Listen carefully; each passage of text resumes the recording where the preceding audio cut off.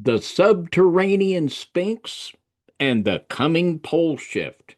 That's our topic tonight on FOJC Radio Sunday Night Live. We are excited to be able to delve into this topic tonight. We're going to be looking at ancient technology and ancient megalithic structures, and we're going to be looking at it in light of the scripture. And we love doing that.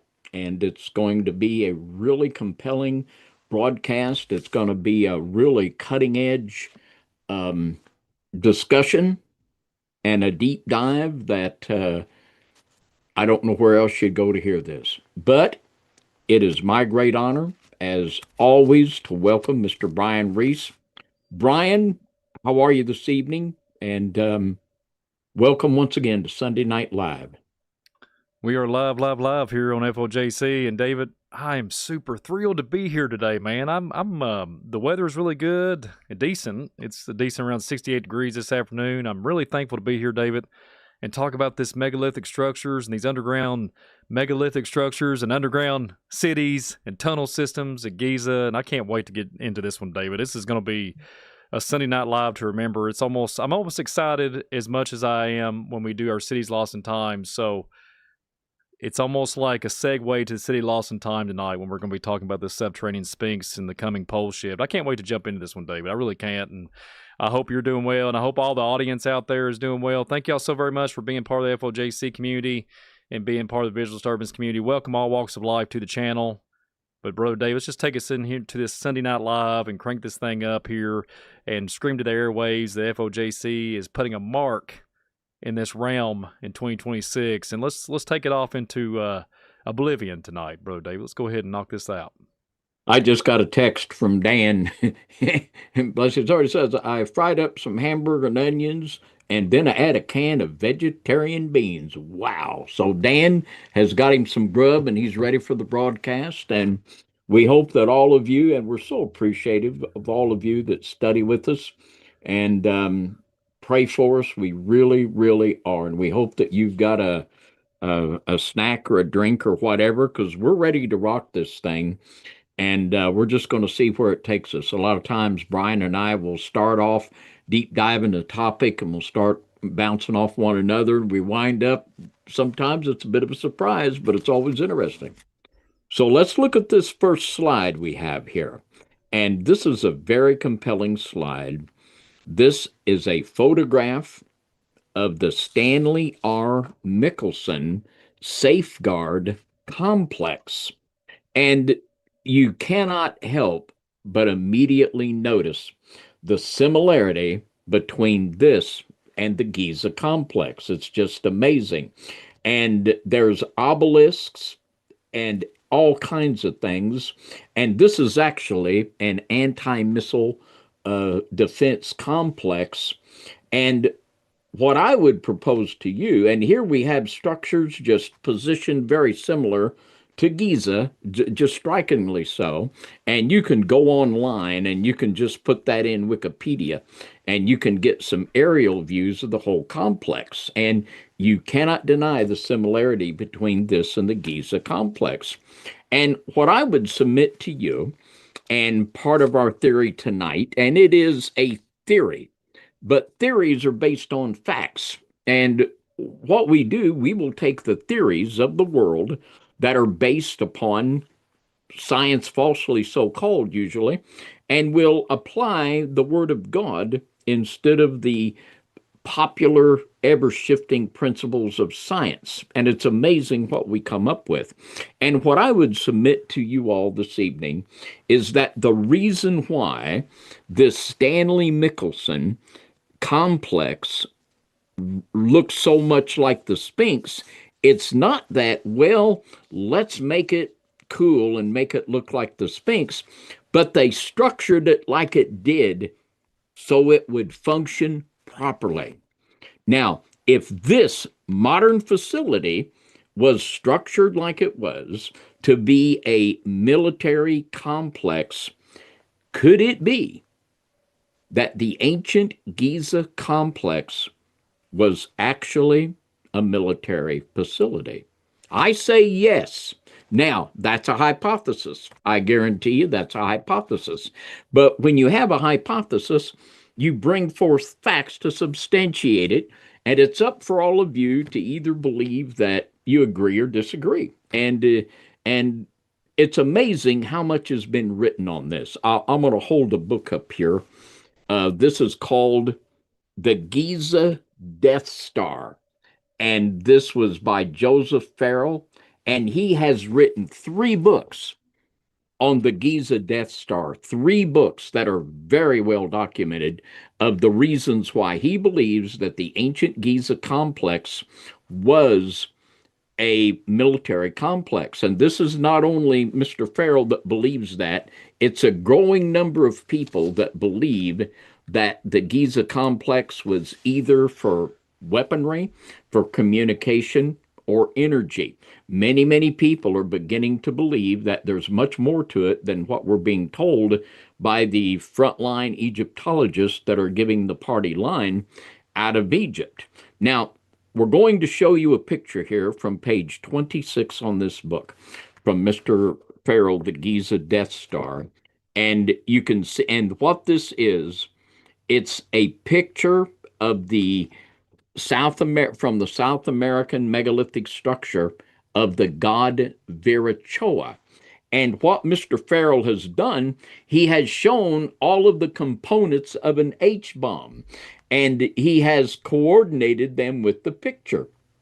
And it is amazing, but all of the components of a hydrogen bomb are contained in this drawing of Virachoa that's in South America.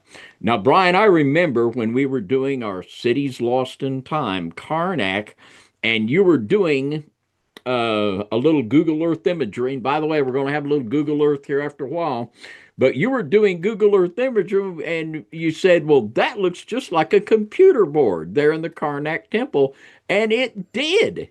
And just like that Karnak Temple looks like a computer board, this carving of Virachoa on this megalithic monument is laid out just like a hydrogen bomb.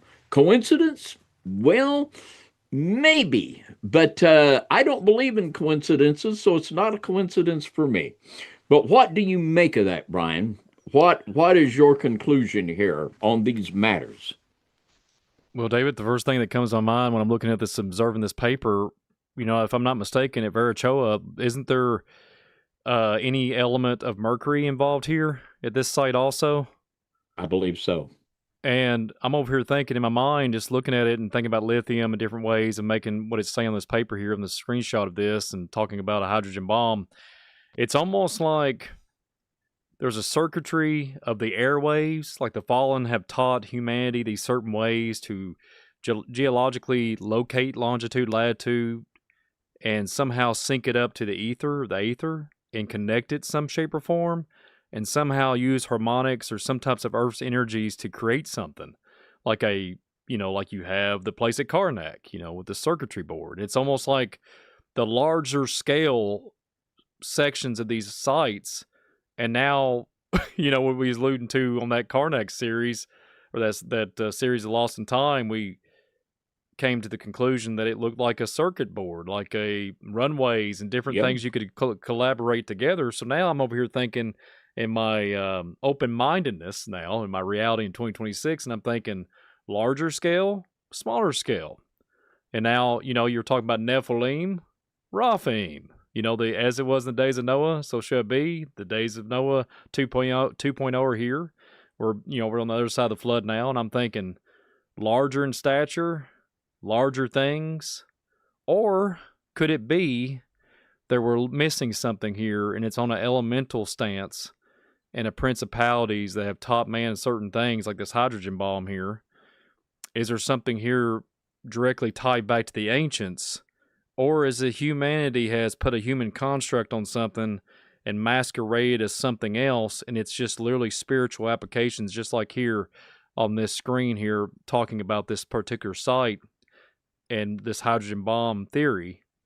Could it be similar things that when these entities show their face in our realm and manifest, that they could literally emanate something similar to a hydrogen bomb? Is that where, I kind of where I'm navigating to in this realm now? I'm where I look at these megalithic structures and the way their template layout is, David. That's just where I'm at, and I think we're re-engineering things in the wrong way, and things that are really going to come back and hit us in the face, literally. And I think maybe this is what's going on here at Verichoka, here at this site here too. Maybe so. My personal belief, and you can take it for what you think it's worth, but I've done a lot of reading, have read multiple books on the German technology, and a couple very good ones written by Joseph Farrell. And I saw that War Priestess made a comment that Joseph Farrell's a brilliant man, and he is. Not a believer, but I guarantee you, Joseph Farrell is no mean researcher. He is a very sharp fellow. And the books, there's multiple books written about the way the Germans developed their technology. And they actually used mediums in the Thule Society that would give them revelation on how to build their war machines and their exotic weaponry. And also, they would look back to the Vedas and they would look at the mercury powered fuel of the Vimanas that came from the Vedas. And I believe today that when people go into school, in college or high school, the science they taught is totally bogus. It's based upon the theories of Einstein. And I believe that there is an elite group of scientists that play by a totally different playbook. They know that the understanding, and you could never figure out what they're doing from the stuff that's taught in the mainline schools. And they are following the playbook of the Germans from World War II. And by the way, our leading scientists and people in our exotic weaponry and rocketry, they come from Germany. The same is true with Russia. And if we think that the American Russians and the German Russians didn't collude together, I think that's what we call the deep state. That's right. That's the real deep state right there. That goes all the way back to Paperclip and this German alliance. But they operate on principles of Tesla physics. They operate from the ancient mercury-based fuels. They operate on the concept of the aether, that in the aether, that there is power there. And this is what drove the German scientists. And I believe that is to this day what drives the German scientists that are still the head of the exotic war programs, not only of the United States, but of Russia also, the Soviet Union. Wow, David.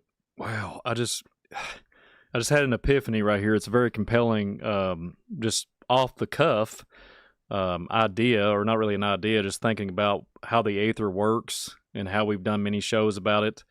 And I was thinking about when the Bible talks about Ecclesiastes, there's nothing new under the sun. And I was thinking on the lines of spiritual, and what if mankind has the ability to somehow extract the essence, like water has memory, collects memory. So if the aether is up there and it's a solid, let's just say blue, or let's just say dome, hello out there, everybody, biblical cosmology, and there's something there of essence of a memory, let's just say reality to that, complexity of a memory, surveilling. And what if there's technology that we're looking at here, we're looking at the wrong way, and it's just like they somehow conjure up these entities with molecular ways, plasma, and they're able to extract things from the aether and call forth these memory of these ancient sites through ancient antiquity, through memory and some type of frequency apparatus, and they bring it forth, and that's how its imagery is placed, and then and throughout time, it gets refabricated. It's unstable. You see what I'm saying? Like there's originality to anything, but it's instability. And human comes through here, mankind does things to alter it, and then guess what? It loses that. Let's just say, even though the fallen angels have taught mankind all these despicable things, it still has lost its power, so to speak, and they're just picking up the pieces and collaborating in one little corner of the puzzle, so to speak, I always say. But what do you think about that, David? That's kind of where I'm at. I think we're extracting maybe memory, maybe, possibly on a spiritual sense. and we're able to manifest it and use it for good or use it for bad, which we already see that happening. What do you think there, Dave? What do you say about that? Well, one of the components in these obelisks is quartz crystals. And quartz crystals are used to store memory in computers. And we're going to see a big connection this evening between the obelisks and the theory of the being a power source, a transmitter, or weaponry. And we can bring in another witness to this here with this book. It's called Obelisks, Towers of Power by David Hatcher Childress. And this entire book is written just like it says. He believes they're towers of power, and he brings in a book full of documentation to back up his theory. And very close to that of Mr. Farrell. Mr. Farrell goes a little more the military angle. And I'll just read here on page 107 what Mr. Childress says about these obelisks. He says the standard definition of an obelisk is a monolithic stone monument whose four sides generally carry inscriptions gently taper into a pyramidion at the top. The real purpose of these obelisks, in my estimation, was to act as antennas for receiving and possibly for transmitting energy or other signals such as radio or homing beacons. At some sites, such as Karnak, it seems that the obelisks were already standing when the immense temple with its walls and massive columns was built around them. Now, that temple at Karnak is an old one. That's an old one. And if these obelisks were still there, we're looking at something that was antediluvian. So that would drive us to the conclusion that when they built the Temple of Karnak after the flood, they built it at a site where these obelisks were already in place. And furthermore, why have these obelisks from Karnak been moved to New York City, to Rome, to London? They have been positioned in major cities, the biggest and most important and powerful around the world. Could it be that this obelisk that they built this temple around was a part of an ancient antediluvian power grid? We've talked a lot about our belief that the antediluvian world was not a bunch of primitive dummies that didn't have the wheel, but that they were much more advanced than what the history books are going to tell us. The records that they have left behind of the things that they have built, this absolutely testifies not to an inferior knowledge, but to a superior one.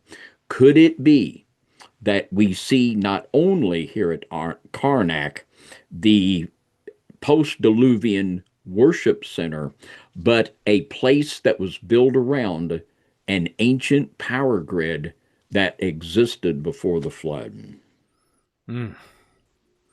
David, you don't even want to know where my mind's going with this right now. You know, I'm thinking pre-Adamite and Diluvian world, like you just said, pre-flood. And I remember we spoke about this many times here on the channel just recently in the last, well, it was like 8 months ago, give or take, last summer. The astronomer Miss Beatrice Villeroy, I think her Villeroy, that's how you pronounce it. I'm joking around, folks, but I think her name is Mrs. Beatrice Villeroy. I think it's how you pronounce it. Forgive me. I think she's from either Russia. Forgive me if I'm butchering that. She's from another country out east there, and she's very intelligent.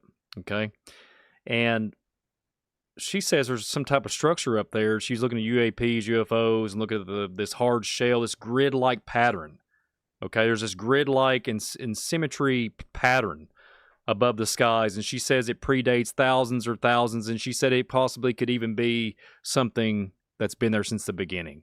And she claims that these grid-like patterns, she was studying it from like the 1940s all the way into the 50s, before Sputnik and all that with the rockets.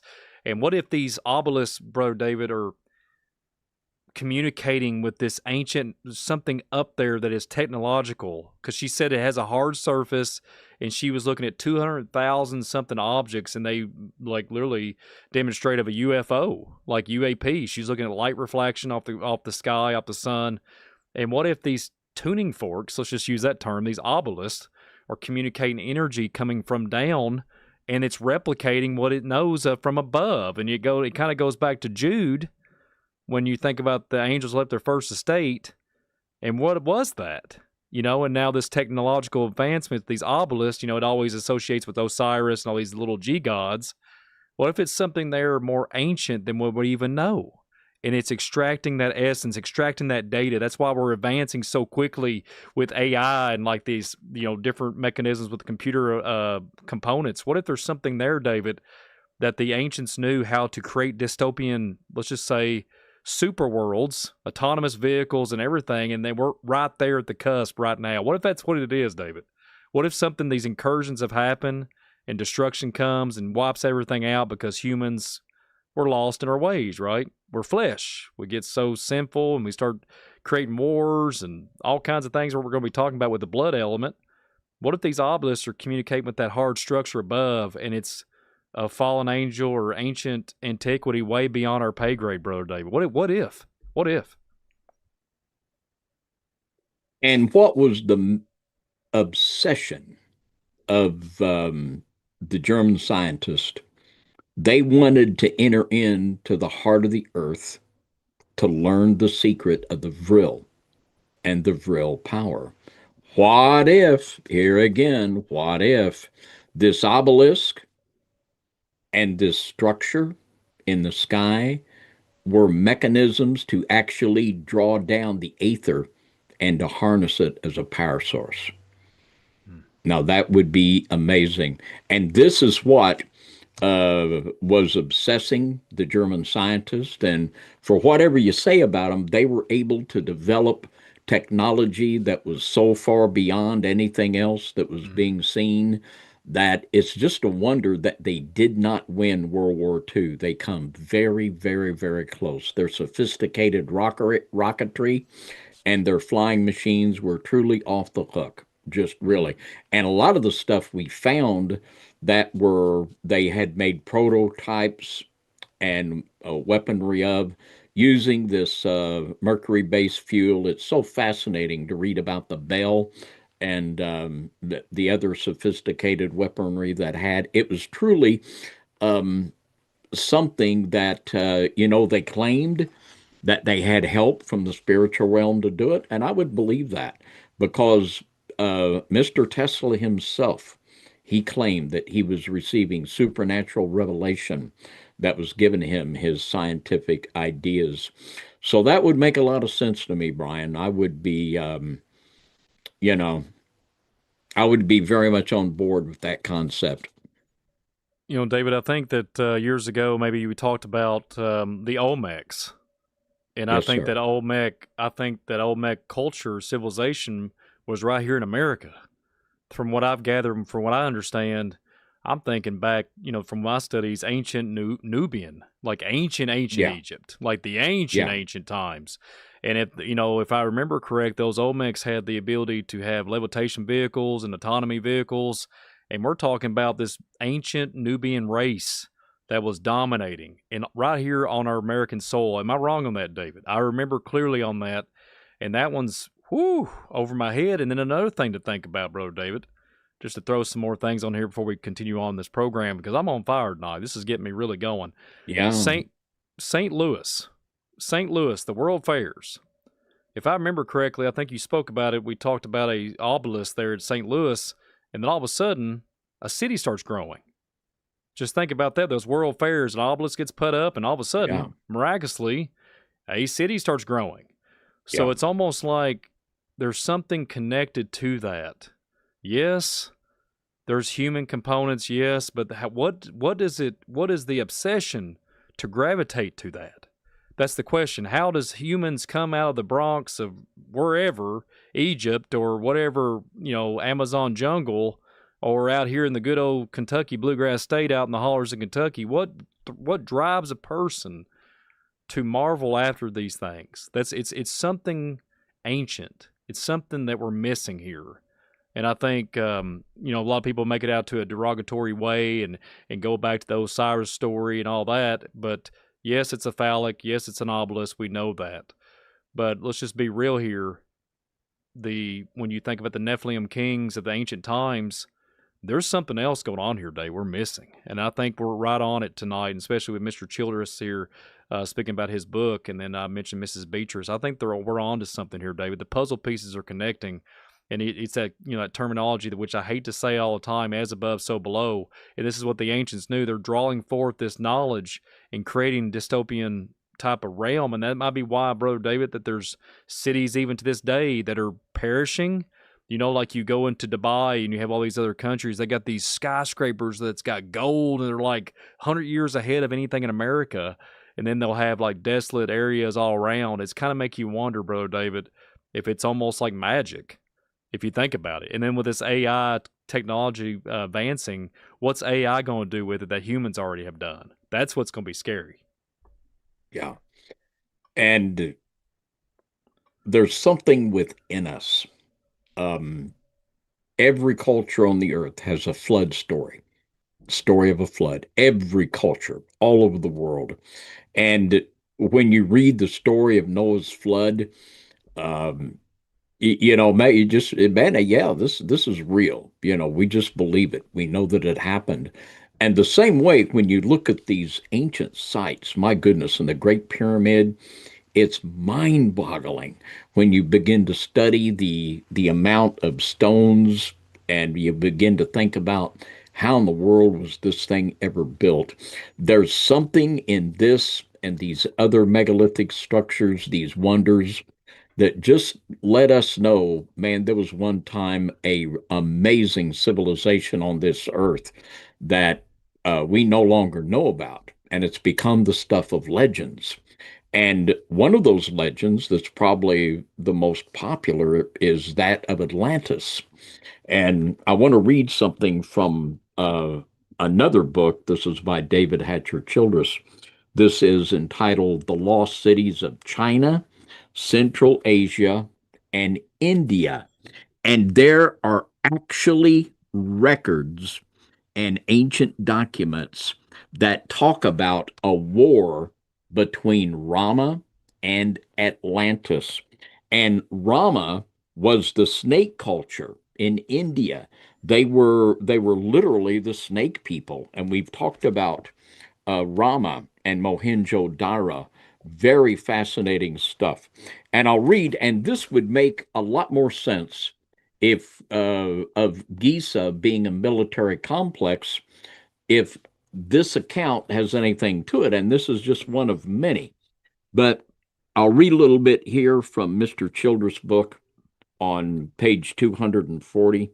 He says, ancient Indian epics describe a war between Rama and Atlantis, in which Atlantis attempted to invade the Rama Empire, which stretched from the Indus Valley across northern India.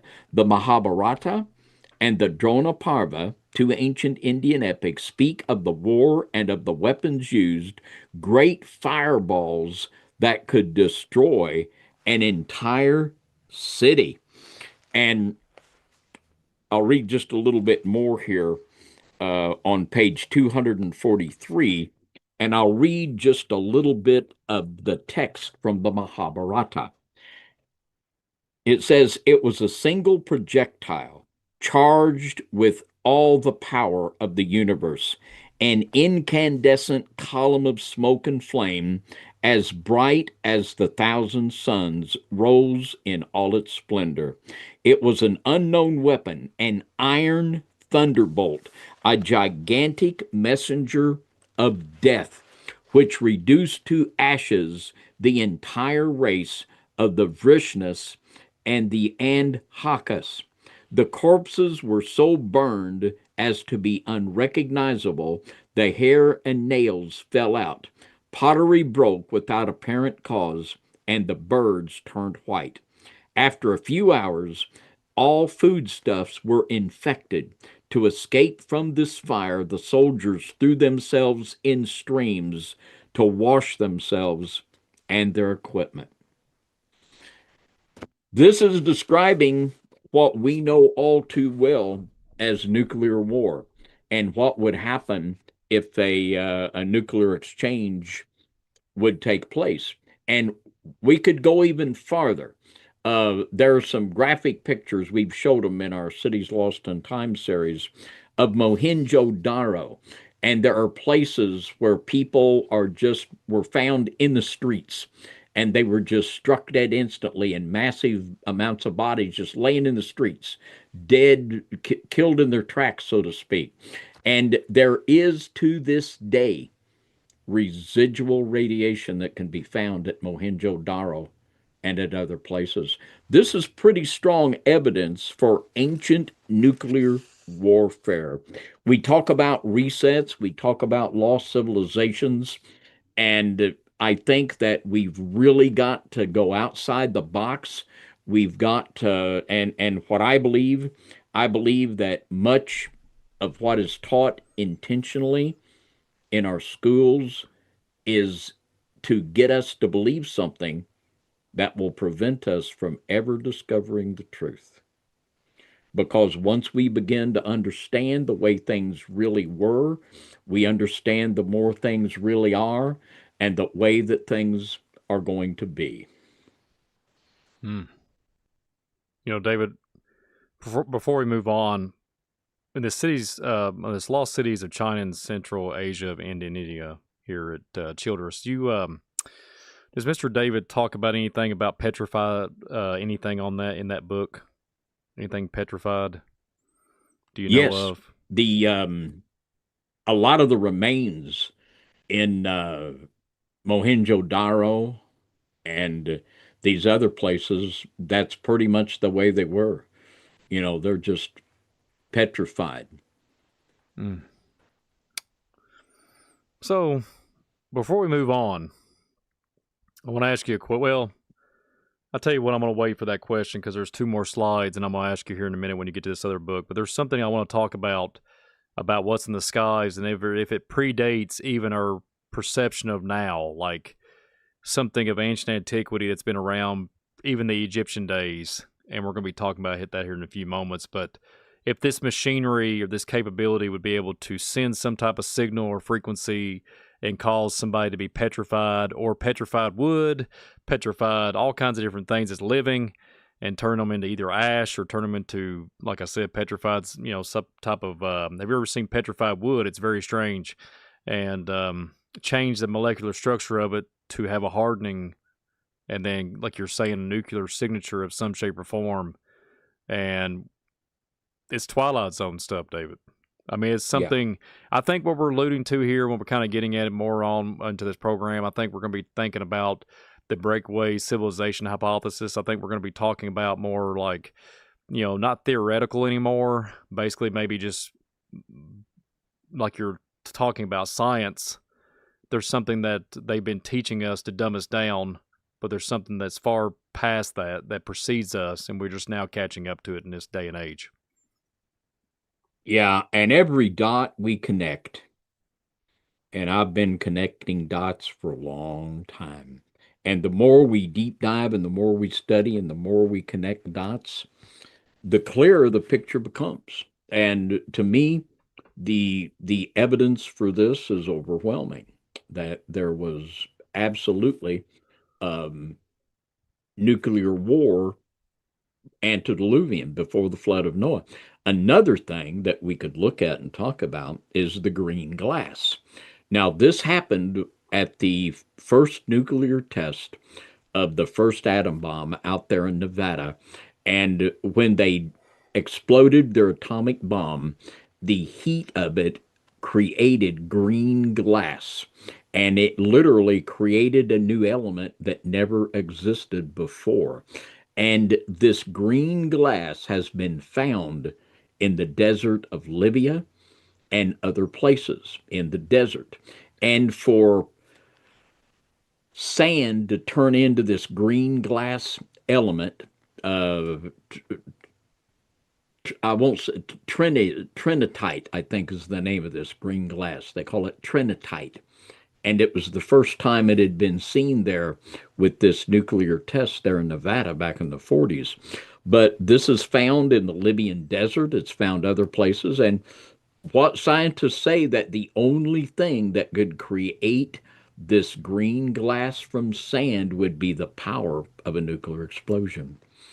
So there you go. We've just Interesting. got a lot of evidence that indeed would point us to believe that quite possibly the Giza complex was military. And speaking of the glass cities and the glass crystal that you're talking about, the Trinite, or Trinite, is that how you pronounce it? Correct? I think I got it. I believe it's Trinidad. trinitite. Trinitite. Trinitite. I'm not sure, but I think trinitite is the name for that. Well, the first thing I think of, Sir David, is the Nephilim. I'm thinking about these locations of the Nephilim, these crystal castles that they created. Like these, there's a certain documentation out there talking about these giants had this way of making green like emerald castle cities that shined and looked like emerald glass from a distance, a green color. So it reminds me of that. Maybe we're looking at the same thing here. Maybe there's a comparison, some type of similarity that these geological sites and this longitude latitude are leading back to the Nephilim, these giants of old, this ancient world, this pre-Adamic world that we're alluding to here in this program. Yeah, I think that's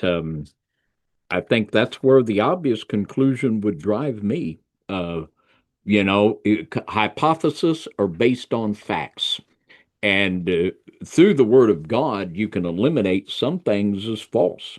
And then you've got your options. And when you build upon what we know from scripture, these ideas make a lot of sense. They make a lot of sense.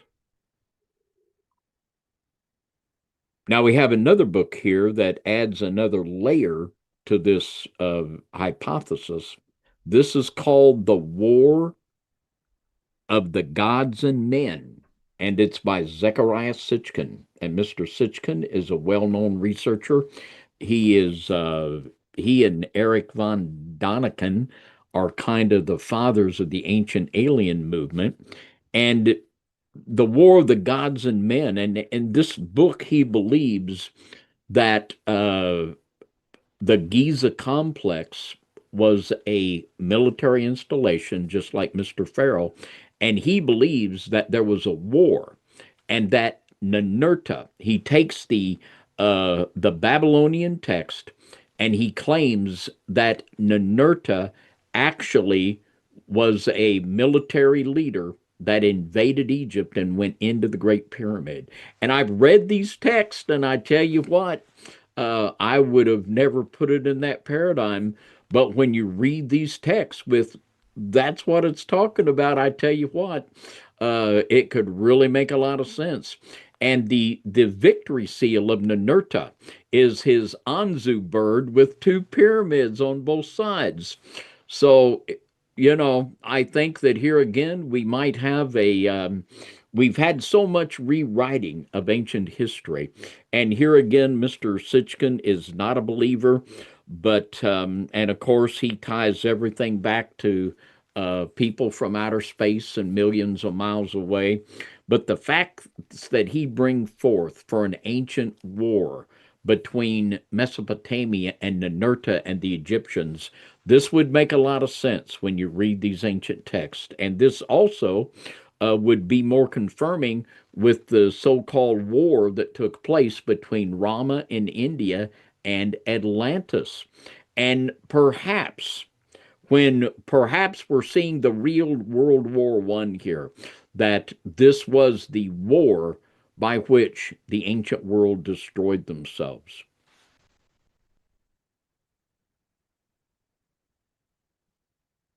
Another book by David Hatcher Childress here, and this is called Vimana, Flying Machines of the Ancients. And this is just another really, really compelling topic. When you study these Vimanas, it is just really, really an amazing thing. And I want to read here from what he says about some of these ancient texts. And this is on page 240. And he says, the secret fortresses inside mountains around the world. Books like the Vimana Vastu maintain that the Bahata Vista masters have secret fortresses inside mountains where they keep their still functioning Vimanas. Modern literature, both Hindu and European, pinpoints such mountains as Mount Kailash, Mount Meru, Mount Shasta, Mount Olympus, and Gauri Shankar. The glaciated peak of Mount Shasta in Northern California has been the subject of numerous books and articles starting in the late 1800s concerning it having some sort of city inside it, as well as some sort of UFO parking lot. Numerous accounts of robed masters with a gentle demeanor have surfaced and witnessed to UFO activity on the mountain include local police officers. Mount Shasta is known as being a UFO hotspot.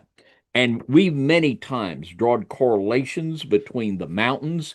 Today, where are the undisclosed locations of our political elite and the military elite? They're in mountains. They're in mountains and underneath mountains, deep underground bunkers. Could it be that since the time of the ancient Indian Rama culture, when the Vimanas were created, could it be that these bases were established in mountains and that some of these have continued throughout perpetuity unto today? Could this be part of what we see as this UFO phenomenon of the perpetuity of these ancient mountain fortresses of the Vimana? You know, David, it's kind of interesting the time frame of this too, especially the timing of this broadcast. As we speak, in the last week, one of the congressmen is really investigating the UFO situation and the whistleblower situation and the missing people that are going missing also. And that congressman is talking about looking at these sites that are literally they're black ops kind of thing. They're black sites. They're not been really on any kind of map, topography. I've looked at them in a certain shape or form and trying to find them strategically where they're matched and where they're logged in at. But Stephen Greer, I thought, was talking about them about a year ago. But I think it's Burleson is the congressman looking into that now as we speak. And I think he just visited a not identified site, not a disclosed site to the American people or anybody out there in the world, supposedly. And there's a lot of weird stuff he's seen. So then he also said he's going to be reviewing and go and see if he can get into these connections with the other sites. So just hear me out. All right, Brother David. So you have these mountains. We have these sites. How do they do it? If there's these ancient sites that are harboring ancient Vimana, does the Vimana ever leave there? Do they've seen people say that they've seen something shoot in the mountains, seen something go into the volcano, seen something go into the woods? And here's my theory on it. When they vibratory rate that we've talked about many times here on the channel with the FOIA, it was a 3-letter agency document we've talked about many times here on the channel.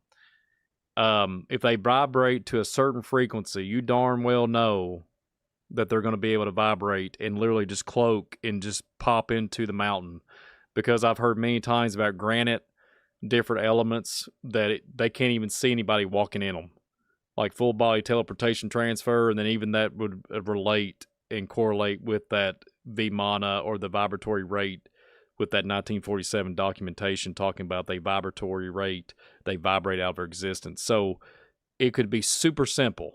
It could be almost so super simply, easily identified that we got a mountain, something can go in to and fro. They put it in the movies. I'm thinking like the movie Black Panther where they have the cloaking and then they have literally the flying craft go into this cloaking like dome where Wakanda is.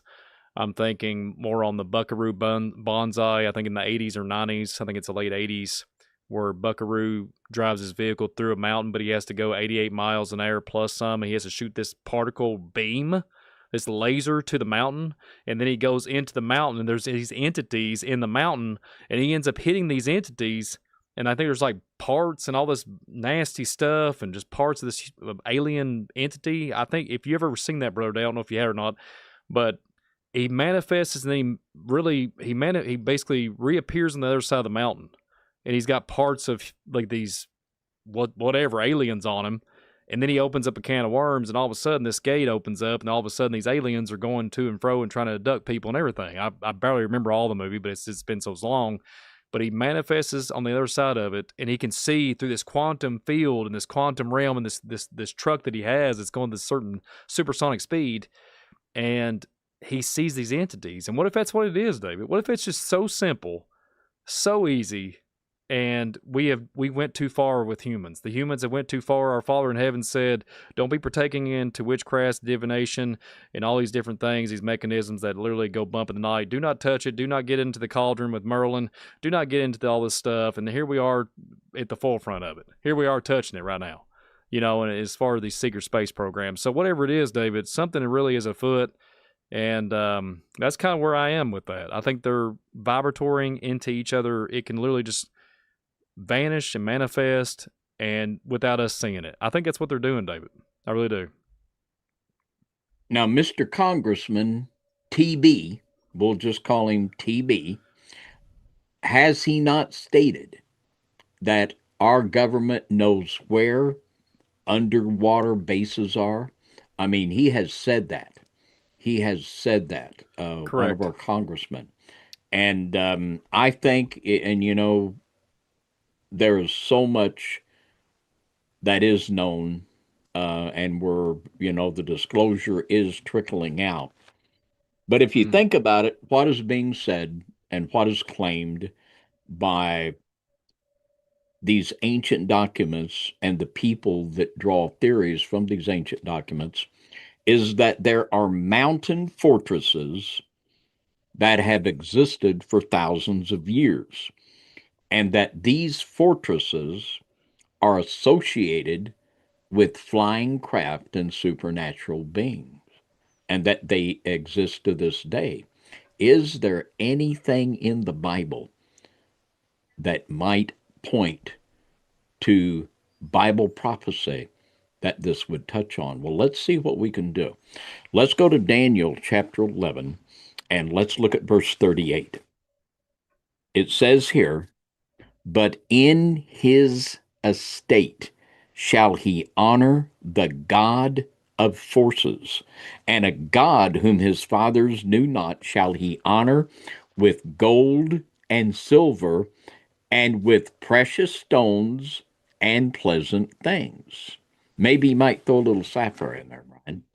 Now, let's look at Thomas Coke's commentary, and let's see if we can make a connection with what we've been talking about. Now, this is Thomas Coke's commentary on Daniel 11:38, and he says, and we're talking about the word translated forces in our King James Bible. Mozim is the word. And he says it is derived from a radical verb signifying he was strong. And its proper meaning is munitions, bulwarks, and fortresses. The God of forces or the God of fortresses. It says it equally signifies protectors, defenders, and guardians. He says the meaning evidently is that he should establish the worship of the mausoleum of protectors, defenders, and guardians. They were not only invoked and adored as patrons, intercessors, and he's talking now about the Catholic saints. He makes a correlation with that. He said they were not only invocated and adored as patrons, intercessors, protectors, and guardians, but miracles were ascribed to them, and their very relics were worshipped, and their shrines and images adorned with the most costly offerings and honored with gold and silver and precious stones and desirable things. So these shrines was a way to collect some precious rocks. Now, what we're being described here is this entity, this dark, willful king of Daniel 11, that he will worship the God of forces, meaning literally a fortress that involves supernatural beings, the Mazum.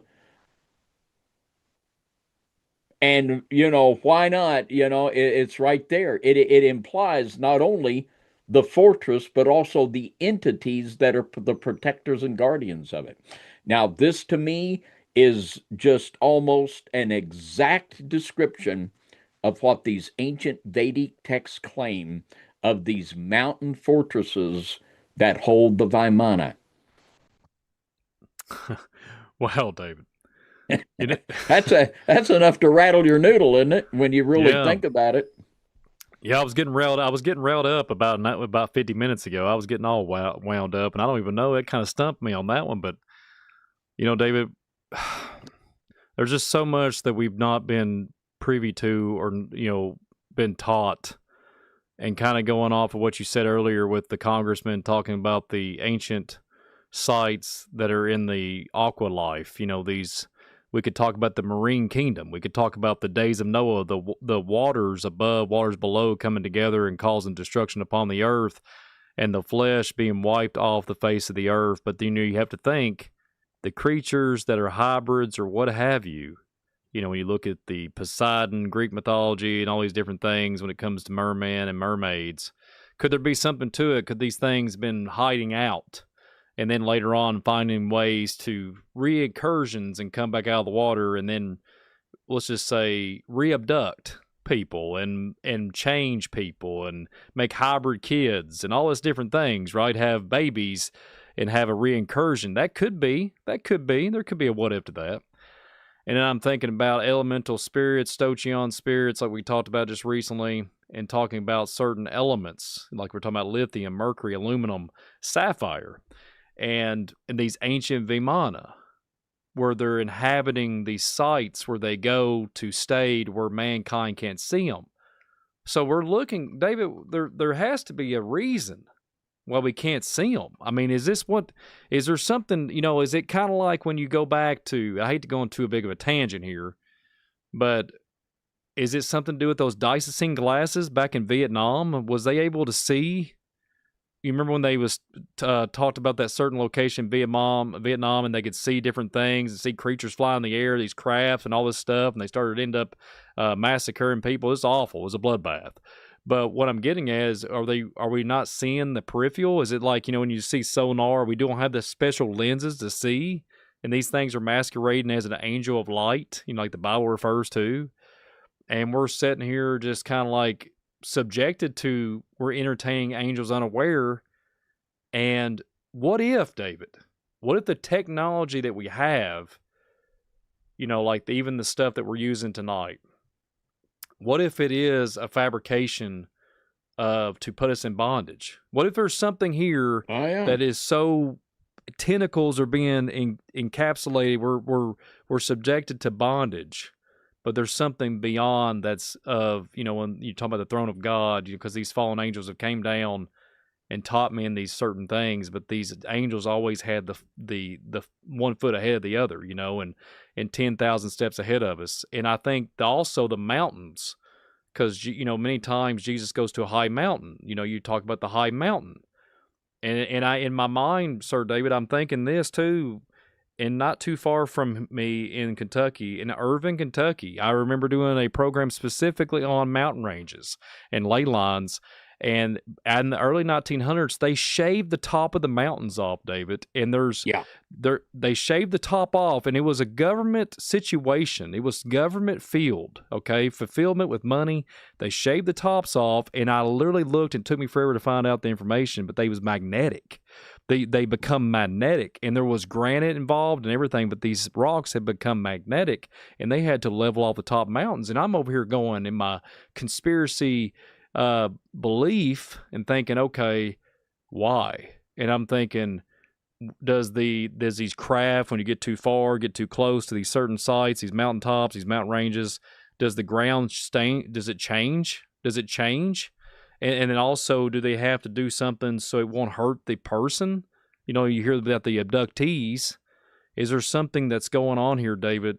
Like if you was to take the same principle, if you take a car and you stick the exhaust over something that's going to break down over time, you sit there and rip up the engine, it's going to cause damage to whatever. It's going to cause a problem. Like, you know, you don't put exhaust pipe in hay. It's going to implode. It's going to have fire. You know, if you're going to sit there and just let the car sit there and run, same principle with a craft, in quote. And maybe that's what we got going on here, David. I know it's a mouthful, but maybe that's what we got going on here. We got a powers that be that's got all the keys. They think they do. And we are literally looking at something that Jesus taught about, that the door, you know, not the windows of, I mean, talking about the gates of hell would not prevail. Excuse me, I got tongue tied. And I think that's why Jesus in his ministry was going around saying, hey, I rebuke you. Hey, rebuke you. We're doing this. I'm shutting this gate off. I'm shutting this portal off. How you doing? I'm the Son of God, you know? And I think that's what we talked about at Ballback. So I think these things are interconnected and tied. It's surreal, David. I could talk about this all day. This is insane. This is insane. And I believe the phenomena of the Vietnam phenomena was an Admiral Byrd moment. Admiral Byrd, I believe he just went through a portal and he had a glimpse into the inner earth. And when Jesus said that the gates of hell won't prevail against the church, that would imply that our attack is going to come from the gates of hell. And this ties in very much with the doctrine of the removal of the restrainer, when the Bible tells us that these entities are going to be freed from the abyss and re-enter our world. And when we replace what the world talks about as aliens from millions of miles away with the biblical Genesis 6 scenario, it makes perfect sense.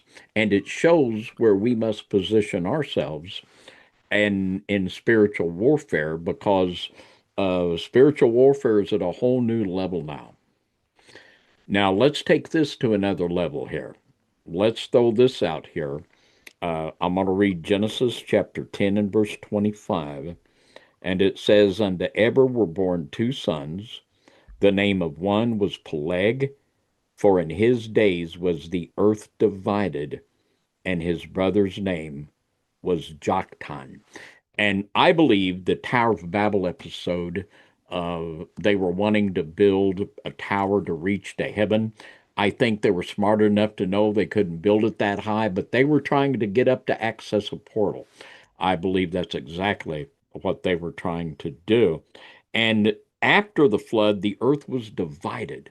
Now, there's the theories of Pangea. If you look at all the continents and you can just squish them together, they would fit together. It looks like they were once all together and have been burst apart. Now, let's just suppose that there's something to what we've been saying, that there was an ancient power grid that consisted of these megalithic sites, and you can prove that these megalithic sites are built in a relational proximity one to another.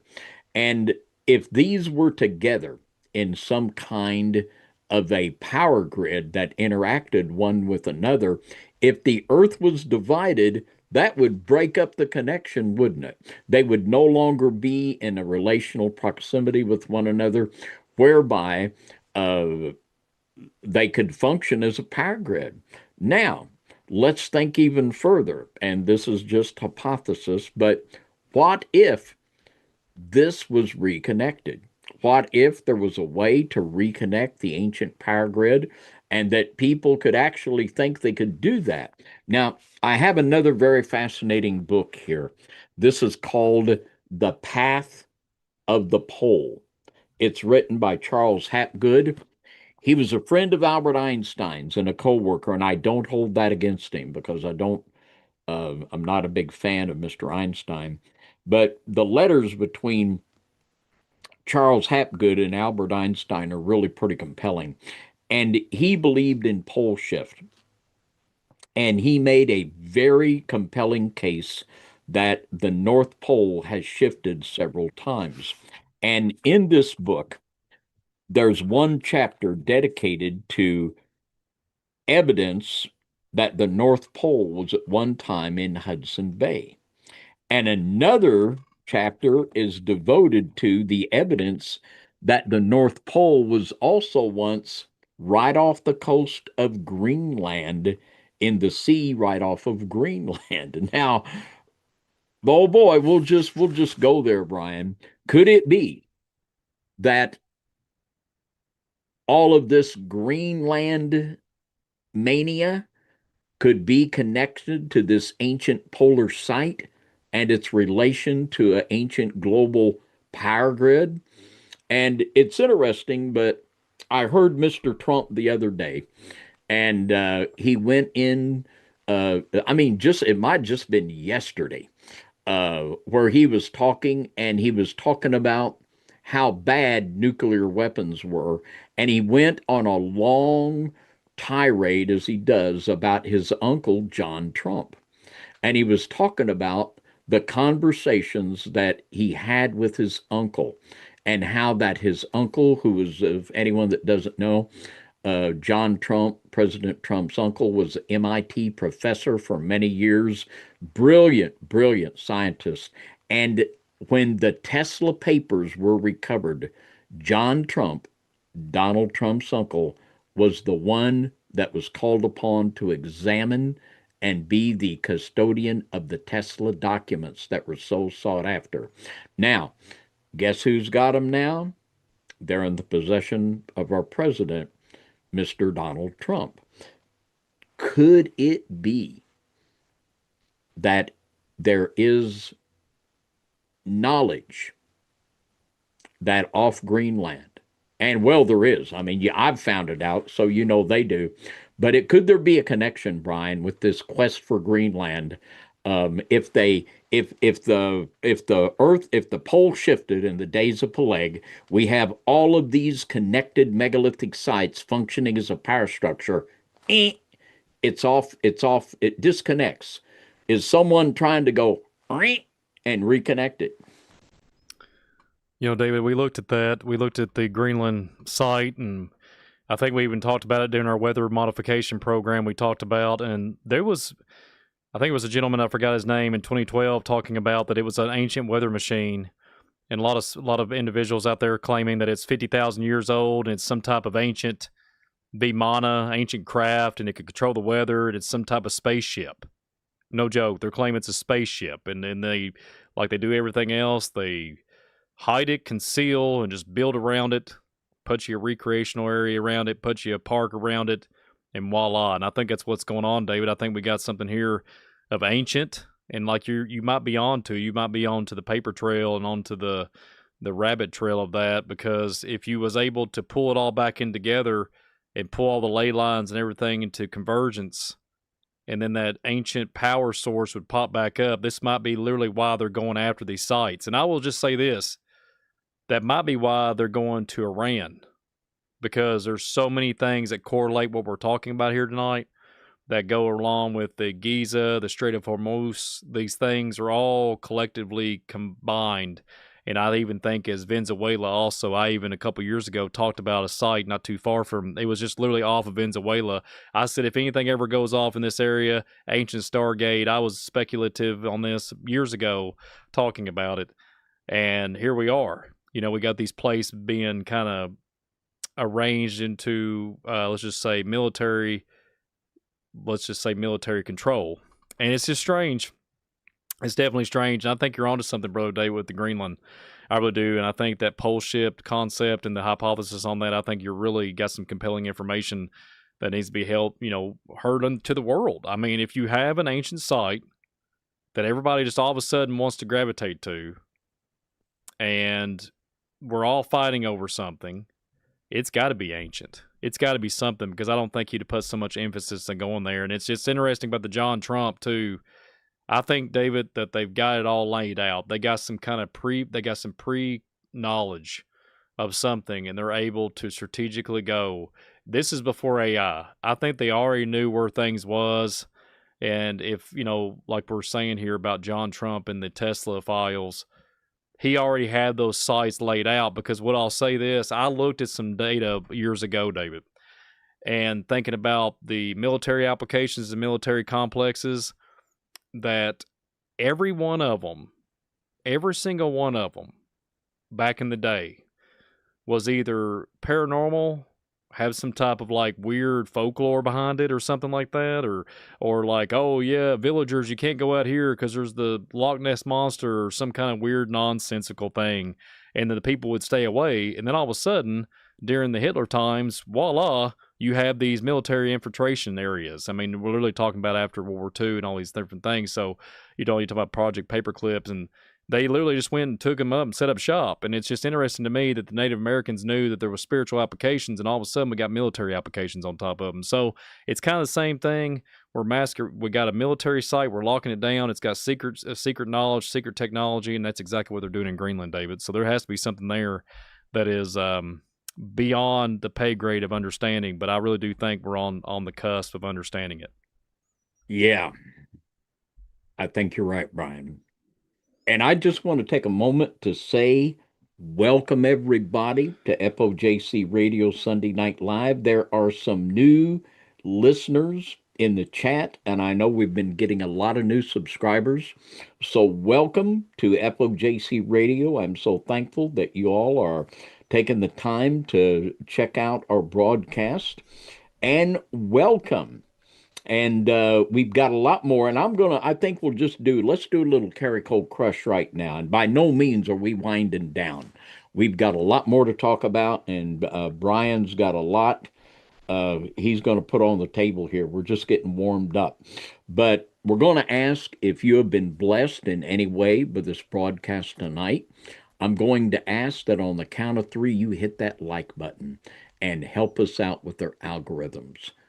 1, 2, 3, boom. Hit that like button. Help us with our algorithms. And we thank you for that so very much. Well, Brother Brian, let's just go even deeper. Let's just peel back this onion tonight. Well, speaking of peeling back the onion, just recently just dropped this here in the last, I don't know, a few days ago or so, give or take, give it a week or two. The Caffrey project is back in the news again. And we talked about this about a year or so ago, but the Caffrey project is literally called, also known as Caffrey Research Project.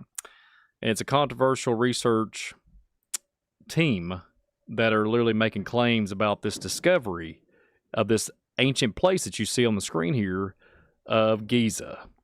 So what you see, before we go on ahead and show some aerial view, you got the pyramids of Giza and the Sphinx there, but on the right side in the blue, this is an ancient site that we're going to be talking about today that's, let's just say, discovered recently, and it's massive underground city, and it's a complex megalithic structure beneath the Giza Plateau, and literally using advanced scanning technology like LiDAR. So the team is, I think the individual's name is Filippo Biondi, and he's been leading the team since 2024, give or take, to 2025, and even up to modern time in 2026, with this alternate history or archaeology realism as far as the ancient antiquity. And that's what we're seeing here, folks. We're going to talk about it, and then we're going to literally look at it from an aerial view here. But that blue screen there, that blue picture, is you heard it, a Sphinx.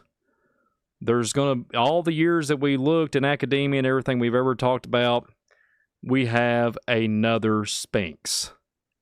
David, we got a Sphinx, sir. What do you have to say about that? You got one above and one below. Is that what you're saying? We got one above and one below. And I'm hearing it. We're going to talk about the one that's below right now. And we're going to show the Google Earth imagery, if I can get it pulled up here for everybody. Give me 1 second. And here we go.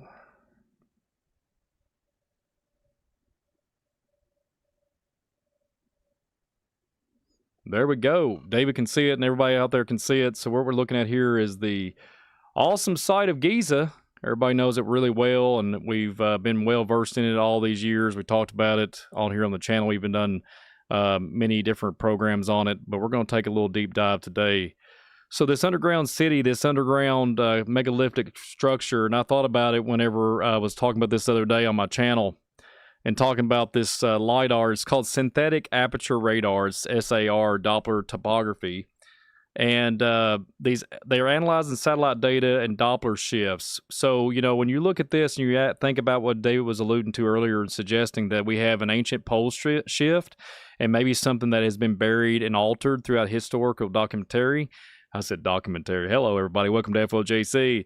And so these maps and this topography here, and you're looking at these ancient subterranean megalithic structures. So the project claims that there are massive vertical shafts, and we've talked about this, and we're going to talk about it here in a little bit, that spiral deep underneath the Egyptian pyramid. And this pyramid of Khafre, the Great Sphinx, and you look at the second Sphinx, such people are they're really saying, David, this is interesting. I want to note this for you, especially going back to what you was talking about earlier with Childress. He was referring to certain things that really got my eye. That's why I was mentioning the petrified stance. So this second Sphinx is claimed by the Khafre Project is described as being underground. Okay, it's specifically buried beneath a massive, and everybody knows that this is one of my biggest topics, is mounds. So let's just go ahead and show you. So we can, this Sphinx that everybody knows worldwide, everybody knows where the original Sphinx is, but where is the other Sphinx at, Brian and David? Where is that? Take me there right now. So we're the team at the Khafre Project have found out here. I got a slide for you, but we're going to show that here in a minute, but I can show you right here because it'll make a transition screen. I don't want to mess up the broadcast here, but I can show you where it's at. So we got the Sphinx here. And we got the Sphinx that's underground right here. So now, Brian, are we actually seeing an indentation in the ground above that Sphinx there? Is that right there what we're looking at? It's yeah, I think it's let's just zoom in. It's not an indentation, but I think it's literally it's protruding out. It's got elevation. It's protruding from the ground. Yes. And what's interesting about this massive mound right here, I wanted to specify this. It's solidified sand. You feel me, Brother David? It's solidified sand. So that's why I was wanting to really point out petrified, something happening. What is going on here? So according to the research team led by Filippo Bondi, the second monument is a mirror counterpart to the existing Great Sphinx. And then here you have this dualism, okay? And they are talking about the depth of it. The mound, the structure is allegedly hidden under a mound approximately, you can't make this up, David, you ready? 33 meters, about 108 foot high.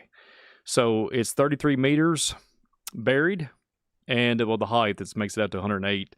And the team's radar scans suggest that the actual carved features begin at a depth of roughly 55 meters and below the current plateau surface. So the symmetry behind it, the team claims they found the location by tracing geometric lines from the pyramids, and they argue that the Giza Plateau was designed with a perfect mirror symmetry, and the second Sphinx site is an exact mirror point of the known Sphinx. So this is what they're kind of going at. They're saying that the solidified sand the mound is covering in this composed of ancient, compact, petrified sand, which they believe has been protected the structure for thousands of years. And they also think the scans have reportedly showed vertical shafts, horizontal passage, and chambers inside the burial information that match the known hollows passages found beneath the Great Sphinx. So we have something that is very interesting indeed. And also, they are talking about the pawls and the dream steel and the stone tablet between the paws of the Great Sphinx as evidence that point out the artwork that the steel depicts two Sphinx facing away from each other, which we're going to show here in a minute, and making a mirror-facing fashion. So a literal map of the plateau rather than a symbolic representation of an upper and lower Egypt. So there's something going on here. Okay, so what's really well? You got any questions there, David? Before we move on, because the Yeah, solidified yeah, sand yeah. got me. I got a question. How does sand get petrified? That's why earlier when he was talking about the Vimana book, Yeah, I was thinking about a war and what you alluded to at the very beginning of the program, thinking of ancient Egypt and Giza being a military facility, military operation. So what if there was a great war a long period of time ago, and I can actually guarantee that there was something, because if you go back to the Pharaoh Thutmose III and you go back and look at that account, there was priest and he was bringing everybody to see what he was seeing. He was seeing something in the sky that literally represented, or it was almost comparison to a Vimana. And he's seen it for 7 to 10 days and he was in torment. And then right after that, after they hovered over the skies for a long period of time, that dynasty, that time of Thutmose III, he enhanced his military. It enhanced. It's crazy to think about it this way, but that's what we're looking at. That's kind of where I'm alluding to, Brother David, that there's things, there's, like the Bible talks about, the angels taught mankind this, or gave knowledge from this and taught them, metallurgy in war. I think we're literally looking at fallen angels, man, teaching and doing things, and somebody got mad. Somebody did something diabolical. Somebody got mad to shoot this site and turn it to a, sand dome and a solidified sand to make petrified sand. And if you look at it from an aerial view, David, I don't want to get too far off here, but as you can see the angle, I'm going to go ahead and get a ruler here for everybody to see. Let me pull this up here. I'll show you because I tried everything under the sun to try to figure out, this is the site here, if I can get it to do it. As you can see on the screen, this is how big it is. So pretty massive, and it's just matching up the Sphinx here. But if you go from the tip of it, let's just go from the tip of it to tip. And it kind of makes me think of a cross. You got that, and then you got this. It almost makes me think of a cross or cosmological stance. But it kind of you could go back and think about what we talked about earlier about pole shifts and Pangea.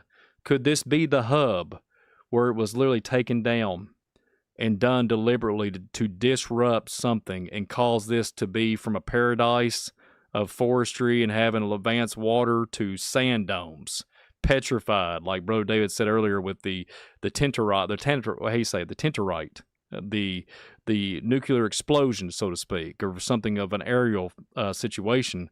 And that's kind of where I'm at with this, David. Before we move on, I'm thinking that we are literally looking at something here that X marks the spot, or a cross of some shape or form, and these Sphinx intertwine with something under the ground, which hence these pyramids are finding, and we're going to talk about that here in a minute, but these cylinders underneath the Giza. And what do you think about that, David? So we got as above, so below. And I will say this, I know I've got something to throw in here too. It makes you think of, why did Pharaoh tear this down, tear and deface the Sphinx? But before we get into that, what do you think about all this, Brother David? well, this is quite a compelling visual because you can see that perfect intersect. There's a perfect intersect there. And if our theory tonight is correct, before that Sphinx was buried, it would have made perfect sense if it was a part of that power grid that was operating right there. It's right in a perfect alignment, and quite possibly that it got taken out by a military strike. This would make a lot of sense. It really would. It's very compelling. Well, another thing to throw out there too, David, is the site itself. If you take the coordinates of the speed of light, it will literally send you to the tip of this pyramid. It will literally take you to that. It's strange. I showed it on my channel. It's bizarre, and it's crazier than you can think.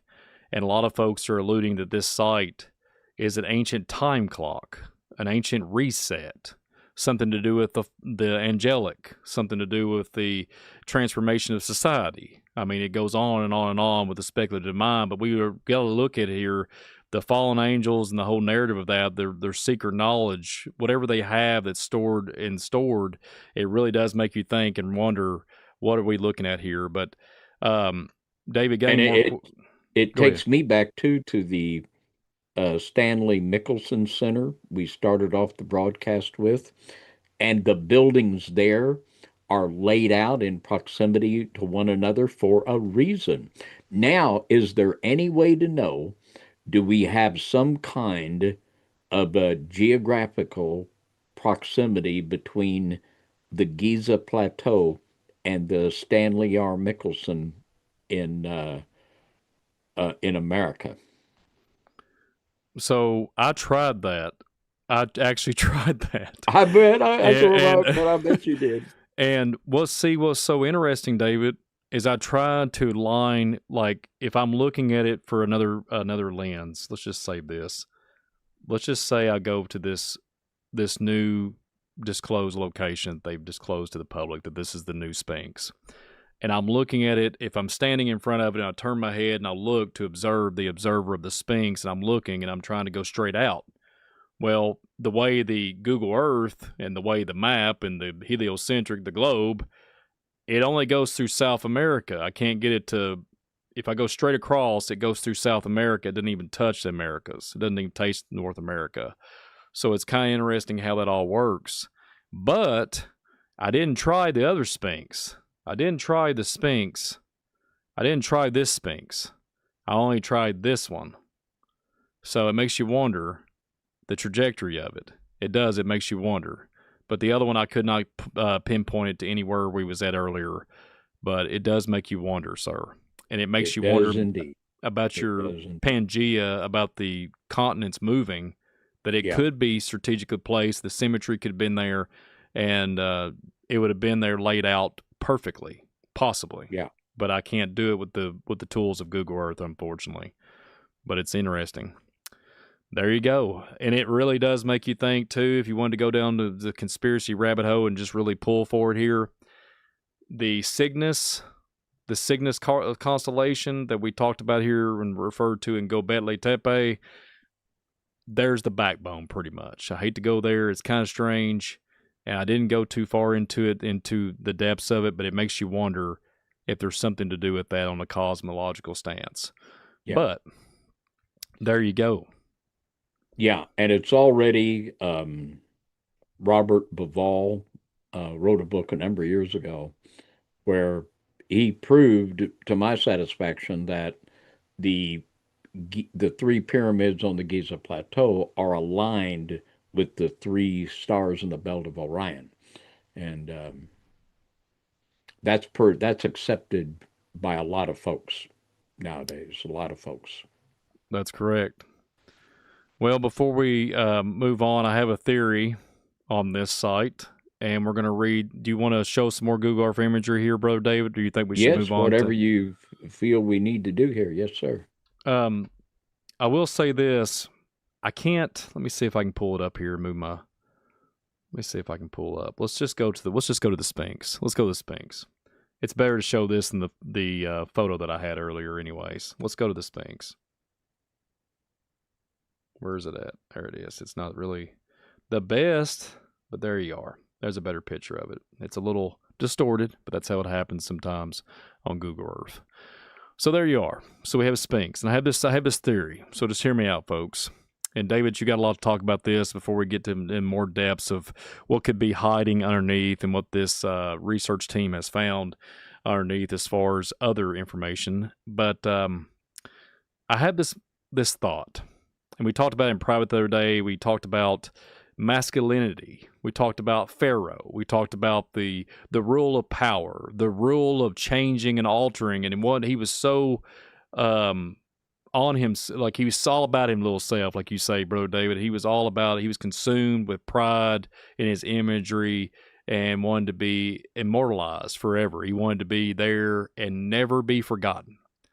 So the Sphinx, if you go back and look, and a lot of people in the, I think even back in the early 1900s said that, even claimed that this site, the facing, that Pharaoh defaced it because it either was a cherubim, and you hear that, or it was Anubis. You hear all kinds of terms like that, but I alluded to earlier with the ancient Egyptian stance, ancient Nubian, ancient site. What if it was a cherubim? And I know David's going to talk about this if he can, if he wants to reveal it now on this program. But I had this thought that he wanted to dominate the masculinity. He wanted his face there to be forever written. But could it be breaking something that is of ancient, that he was so desperate that he defaced it, changed the element, changed the mystery of the power source, and literally, maybe, not to throw him under the bus too much, could have possibly destroyed the other Sphinx, possibly, or could the other Sphinx be a male, and could this other Sphinx be a cherubim, or maybe androgynous, or a female? What do you say about that, David? Well, I'm going to be doing a teaching, it won't be till after Passover, on the mystery of the Baphomet revealed.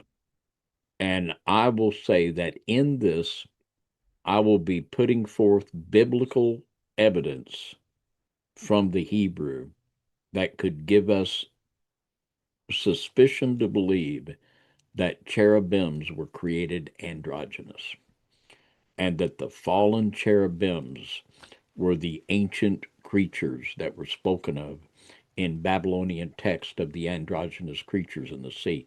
Now, this is really wild, but I've got something to hang my hat on that. So that's going to be something I'm going to be diving into, and I think when the body of material and research is presented, that it's going to be it's very compelling, and this just opens up a lot of things that make us wonder, because there are a lot of people that do claim the Sphinx was a cherubim. Um, and there's good cherubim, there's bad cherubim, and you get back to the anointed cherub that covereth in the 28th chapter of Ezekiel. So this is just something that is, it's another little keyhole by which we peek into antiquity to help us to understand the world that we live in. And it also reminds me, like I was saying earlier, the divine feminine. There's Yes, things sir. with the Lilith concept in that topic itself, and then you look at what's going on in our world right now, and you see the robots, etc., etc. And I don't want to say too much. We got to watch what we say. But there's things that are not what they seem, and we're being lied to abundantly. And I think we're going back to the ancient days, and things are, as let's just say, attacking in different angles, and it's just really strange right now with the war and everything. Well, So let me throw this on the fire. Let me just throw this on the fire. This is from, we can have a real connection with the Great Pyramid and the Divine Feminine. Now, this is the book I referenced earlier, The Wars of Gods and Men by Zechariah Sitchin. Now, this is what he says on page 148. It says, the Egyptians considered the Sinai Peninsula to have been the domain of Hathor. All the temples and stelas erected by Egyptian pharaohs in the peninsula were dedicated exclusively to this goddess. And like Ninsarg in her later years, Hathor too was nicknamed the cow and was depicted with cow's horns. But was Hathor also, as we have claimed for Ninsarg, mistress of the Great Pyramid? That amazingly was not surprising. She was. And this is very compelling to think of the goddess being the mistress of this Great Pyramid. Here again, we've got historical documentation for ejecting the divine feminine into this scenario. So hang on a minute, David. Hang on a minute.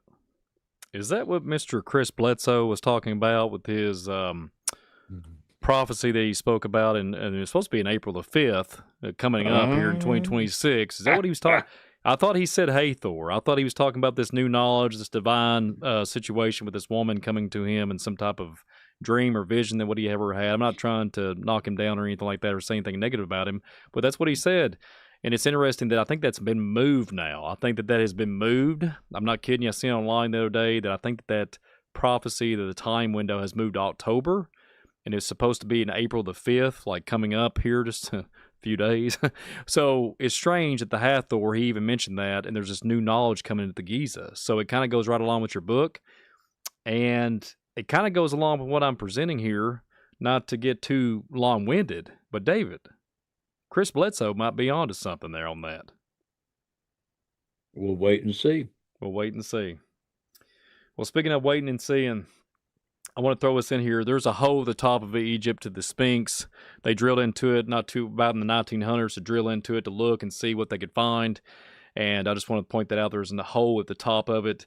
And it's just stunning to me that they was able to do this back then.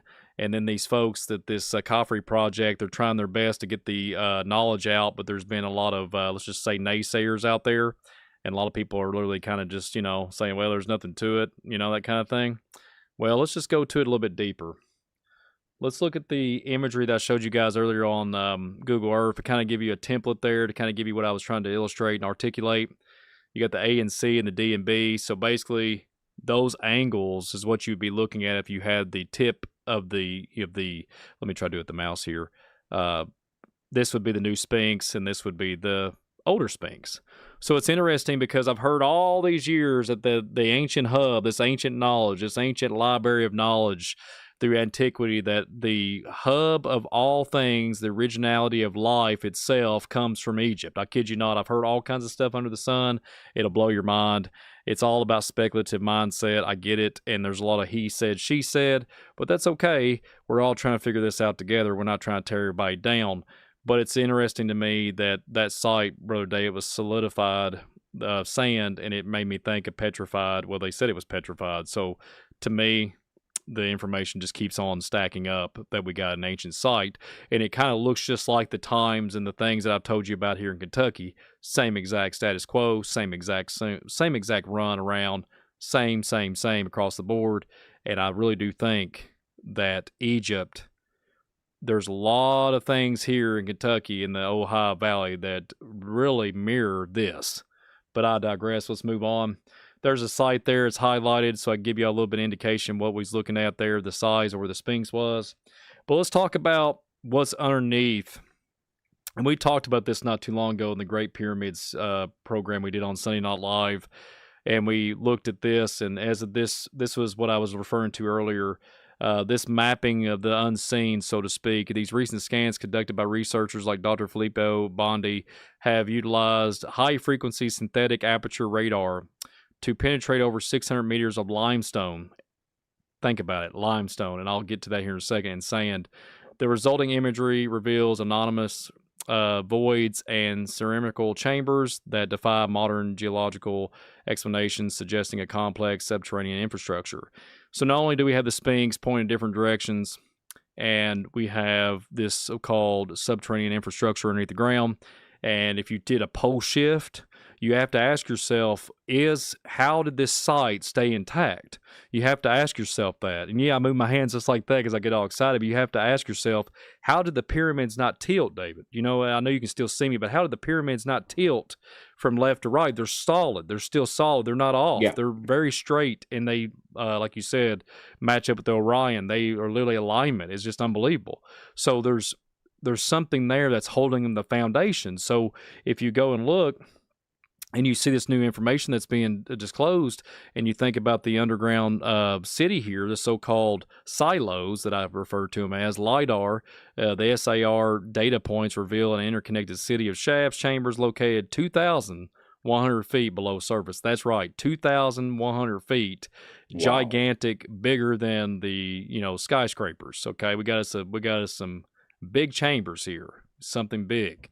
So the precision of the grid suggests a technological mastery consistent of the antediluvian legends found in the Book of Enoch and the Emerald Tablets.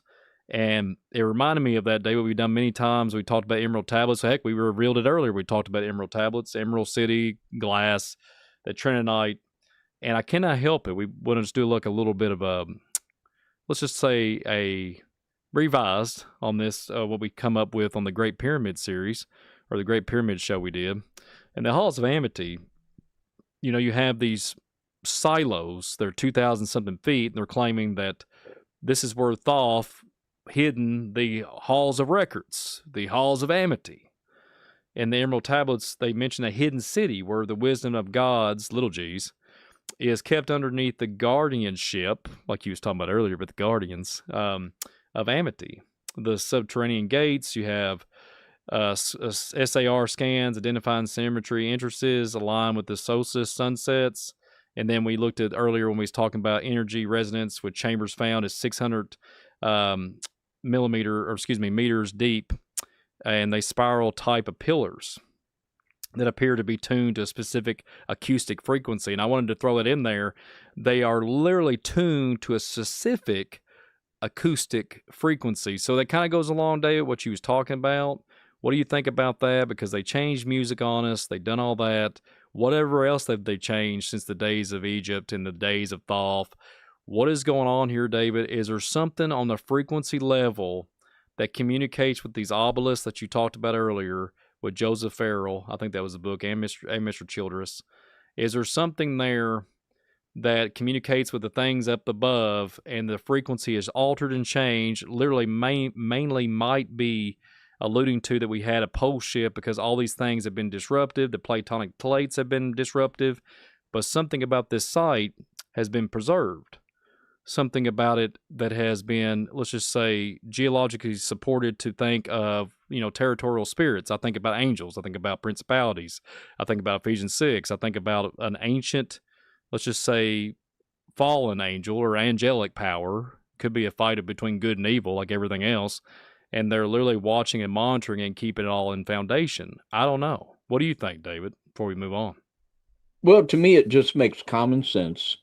If you look at our military bases, and I was looking at one of the bases in New Mexico, and it's one of the places where we store a lot of our nuclear weapons, and there's more underground than above ground at that facility. And they claim that they've gone so far down underground that a nuclear hit couldn't destroy it. And we see this every day in warfare today, all about the tunnels and what they put underground. It's common sense that if Giza was a military site, that you'd have a huge underground complex to it. And it could be just that simple that that's what we're looking at. Hmm. Yeah, it's very interesting indeed. And I just want to throw this in here too, sir. The kind of thinking about like ancient gates and ancient stargates and what have you. Zeb Tepe, I always think about this. And Zeb Tepe, the first time when the little g gods established the earthly order via the Giza grid.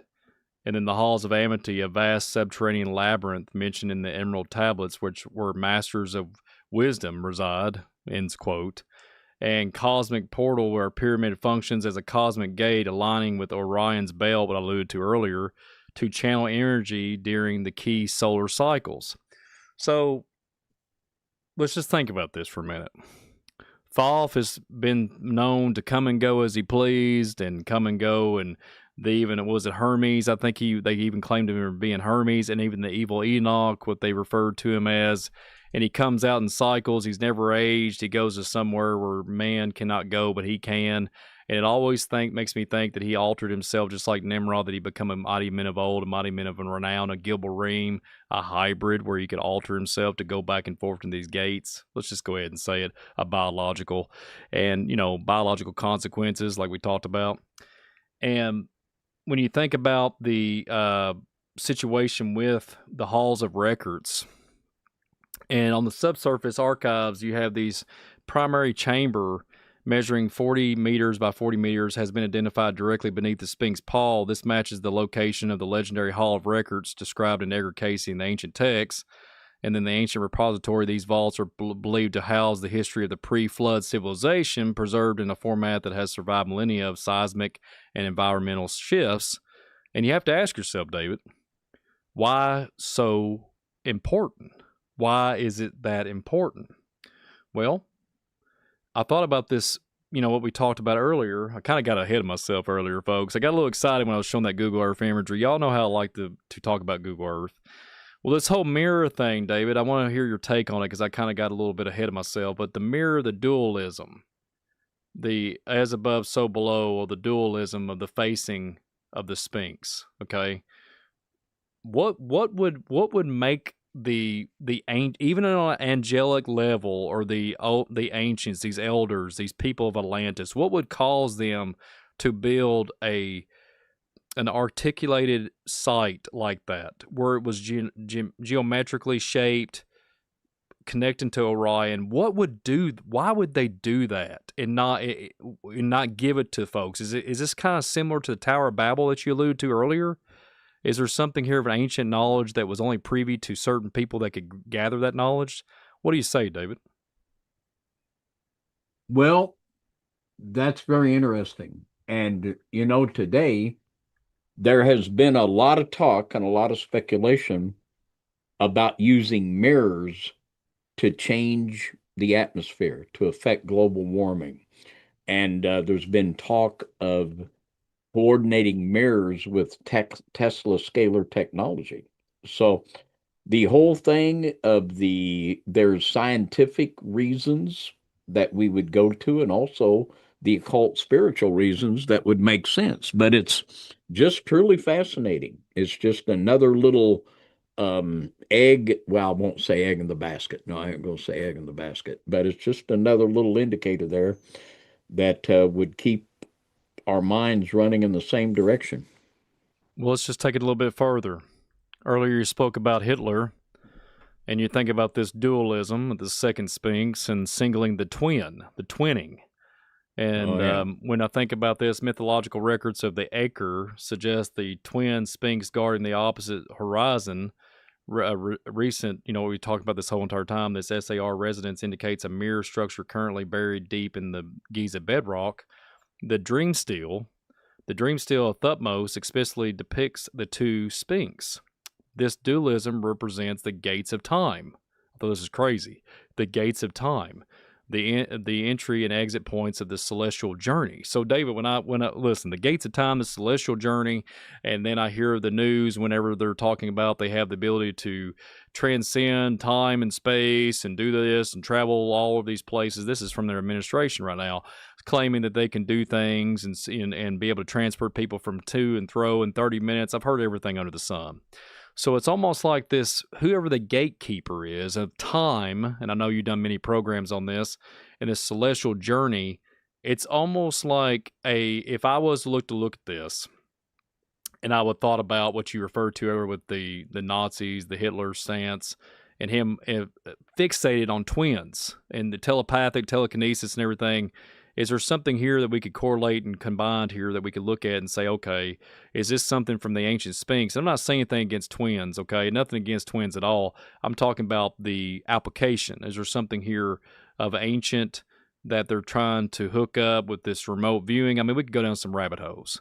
But whatever it is that humans are subjected to, whatever this is, this reminds me, if I was going to take a site and just fill it full of hard drives and bury it, okay, like a quantum computer, and bury it. And I can assure you, if you bury it under sand, anybody knows this that's a computer whiz, you can extract data off something that's buried if it's buried in the right climate. You can extract that data off of disk. You can extract it all day long and get it as a hub. So I think this is what this is. An ancient site of a generator, a site that is ancient, that is gathering data like they talk about in the Vatican all the time, where the ancient scrolls and the, what is it now, 80 miles worth, they got 80 miles worth of data that they have left in their libraries. It kind of makes me think of that. It's like a hub for an ancient backup, so to speak. What do you think, David? Well, there's no reason to have a mirror buried under the sand. That thing at one time was above ground and was serving as some kind of a function. And it's just very compelling and fascinating to think about. Yeah, well, let's just go there. Yeah, I agree. Let's just go there and let's think about the Enoch. And I know Brother David's really well versed in the book of Enoch and I had to write these notes down. The Enoch and the Watcher concept. I looked at this site and thought about antediluvian knowledge. The book of Enoch describes the Watchers taught humanity these forbidden wisdom and first world before the flood. And then you have the pillar concept. The pillars, the tradition holds the Enoch built monuments to preserve science from the coming deluge. Could Giza be the sign mentioned, like we just alluded to? Could it be something of that time frame?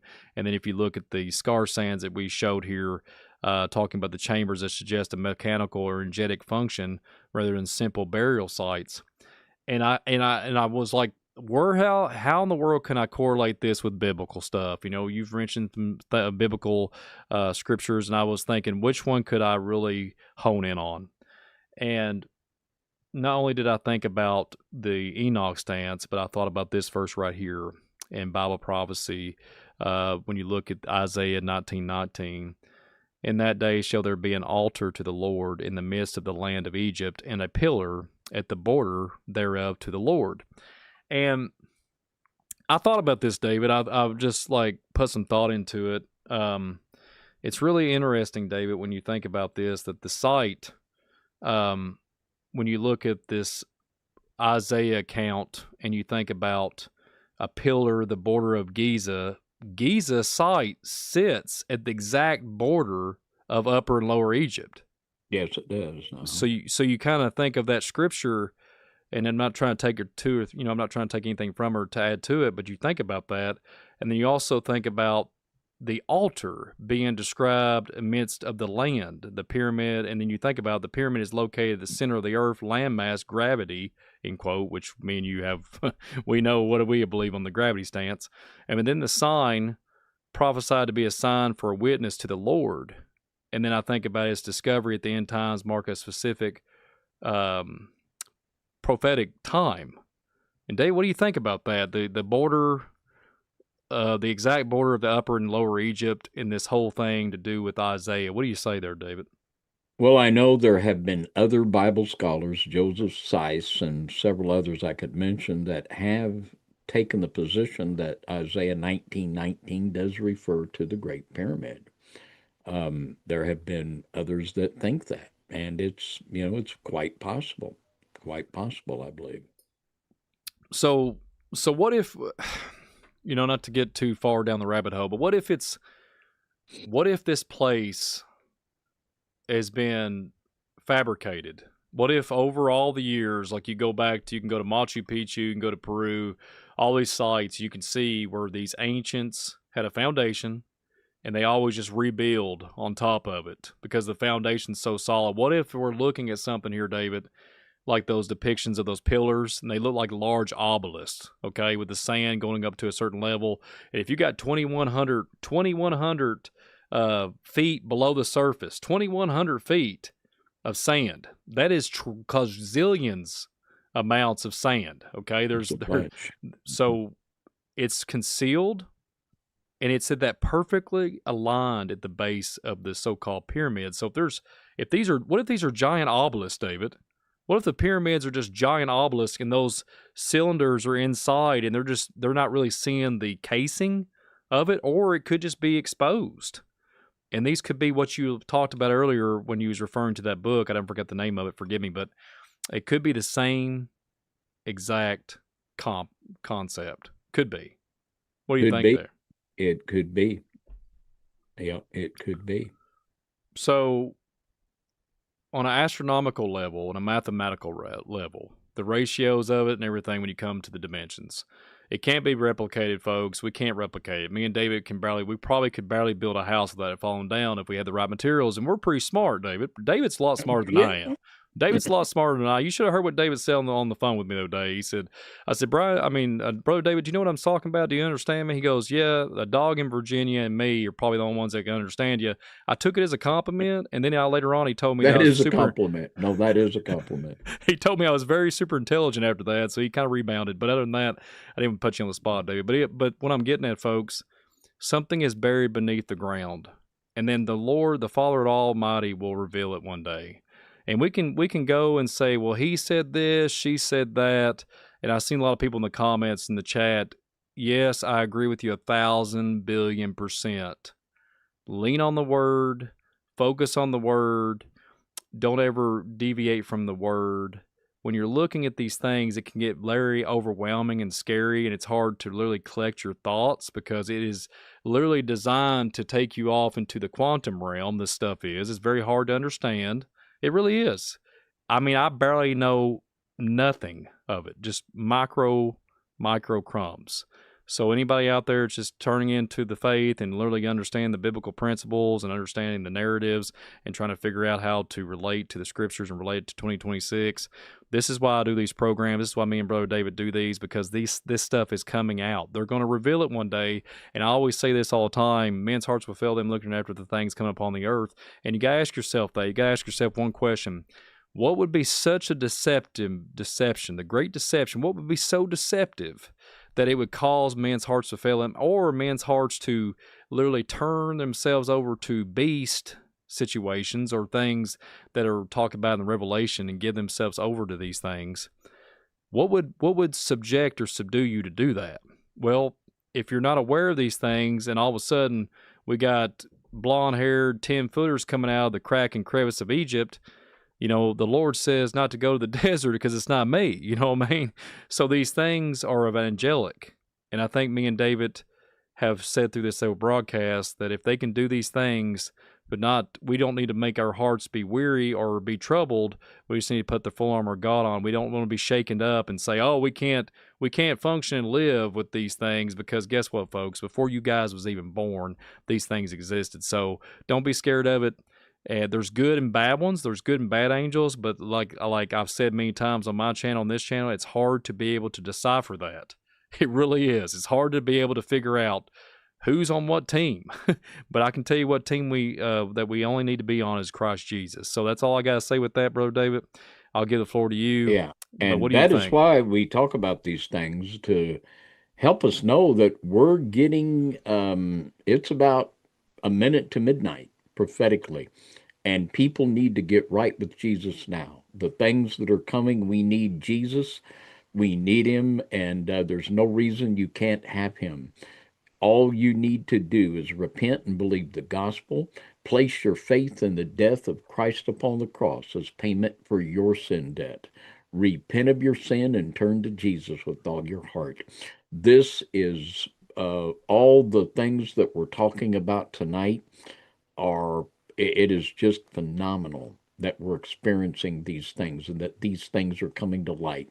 And truly, it is the last days, and now is the time to get right with Jesus. Don't go to sleep tonight without being right with God. Amen, David. Amen. The final word that I have, Brother David, on this is kind of a humorous comment. You hear the term all the time that, the Congress people and all these ufologists are saying that these are donation crafts, these crash retrieval programs are crashes. Well, I can assure you on one thing. David and audience. If this was to be a crash situation in my backyard and they do a donation in my backyard and there's no inhabitants, I'm going to get on that bad thing, and I'm going to plead the Lord Jesus, and I'm going to take across the ice wall destination, because this place has gone beyond the threshold of insanity. The world has came off the rails. Logic, critical thinking, and everything in the cognitive dissonance have came off the rails. And I will try to navigate like Admiral Byrd did and go past the continents where no man has gone before, and hopefully I can come back, David, but it probably... But there's my take on the donation and craft, David. So if they ever leave one unoccupied and Brian shows up, I'm going to jump on that bad booger and go across the ice wall. So there you go. Fun, entertainment purposes only during the program. Don't take me serious. Well, take me a little serious, but not too much on that. I might think about it. But other than that, David, what a program it was.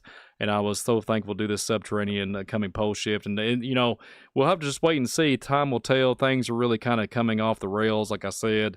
And we'll just have to really come to prayer. That's where it comes down to. I come Yes, down sir. to that. Yes, I can talk sir. about this stuff until I'm blue in the face and talk about doom and gloom and all these different things. But at the end of the day, I'm praying, Lord, and lead me. Lead me by the Holy Spirit. Get my head Yes. right. Complete me. Keep me on the narrow way and the narrow path, because this stuff right here, if you got some Vimanas coming over and start pulling people up like it's Project Anchor or something in August, and people are getting gravitational pull being pulled up, and I'm jumping into Vimanas and trying to, because the chaos is everywhere. Sarcasm inserted there, but that's how bad it is. People's mind is becoming mush. And I think with the mechanisms and everything in frequency, it's in heightened tenfold. And I think it's really, those conspiracy hat theory, the tinfoil hat theorists, they had it correct. These EMFs and all this stuff, we're being inundated with frequencies and radio signals. We don't even know what's going. I mean, there's so much going on, but I can assure you Christ Jesus does, and he understands that he can literally guard your mind. And I think the Bible does say this, that you take every thought captive. And I think we always take it to him, and he can literally take that out of our head and suppress that, all those evil thoughts and everything else, all this fear, and just give us joy. And that's what I pray for. I pray that we all have joy, and we can just lift our heads up, and our redemption draweth nigh, and not give in to subduction of spirits. These subdued spirits are making us eat. They're making us think all kinds of evil thoughts, and it's just like the days of Noah. So well said, Brother Brian. And I would just like to say that I would love to hear from you. I love letters, and we would love for you to write to Don and I at Followers of Jesus Christ, Post Office Box 671, Tell City, Indiana, 47586. I would love to hear from you to see the effect the ministry is having on your spiritual life, and what the Lord's doing with you. And if you have not subscribed to our channel, please do.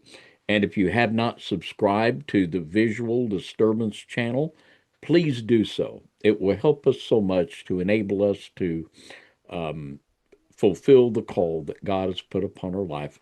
A reminder, too, we're coming right up on the Passover meeting, the 4th and 5th of April at the Shergan Center in Tell City, Indiana. We're having a 2-day celebration, April 4th and 5th. It's a free event. We'd love to have you come.